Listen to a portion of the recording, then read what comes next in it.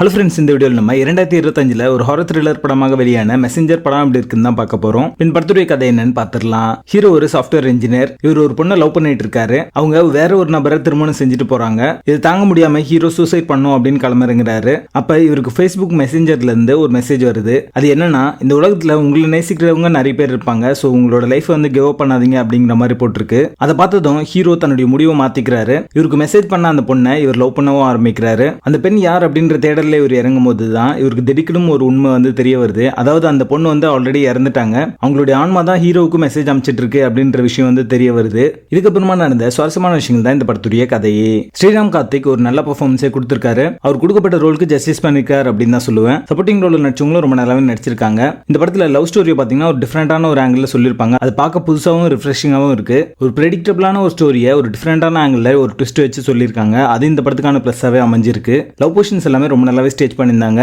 Screen play இன்னும் கொஞ்சம் டைட்டா இன்ட்ரெஸ்டிங் எலிமெண்ட்ஸ் வச்சு சொல்லியிருந்தாங்க அப்படின்னா இந்த படம் அடுத்த லெவலுக்கு போயிருக்கும். பேக்ரவுண்ட் ஸ்கோர் நிறைய சீக்வன்ஸை எலிவேட் பண்ணி காமிச்சிருக்கு. இது ஒரு லோ பட்ஜெட் படமா இருந்தாலுமே டீசென்டான ஒரு அவுட்புட்டை கொடுத்திருக்காங்க அப்படின்னு தான் சொல்லுவேன். இந்த படத்தை முடிக்கும் போது ஒரு நல்ல மெசேஜ் சொல்லி முடிச்சிருந்தாங்க. அது இந்த படத்துக்கான பிளஸ்ஸாவே அமைஞ்சிருக்கு. படத்துடைய பேசிங் ஆவரேஜா இருக்கும். மொத்தத்தில் இது ஒரு one time watchable romantic horror படமாக வந்திருக்கு. படத்தில் அதற்கான இல்ல. இந்த படத்தை நீங்க ஃபேமிலியோட பார்க்கலாம். மெசஞ்சர் படத்துக்கு எங்களோட ரேட்டிங் 5 out of 10.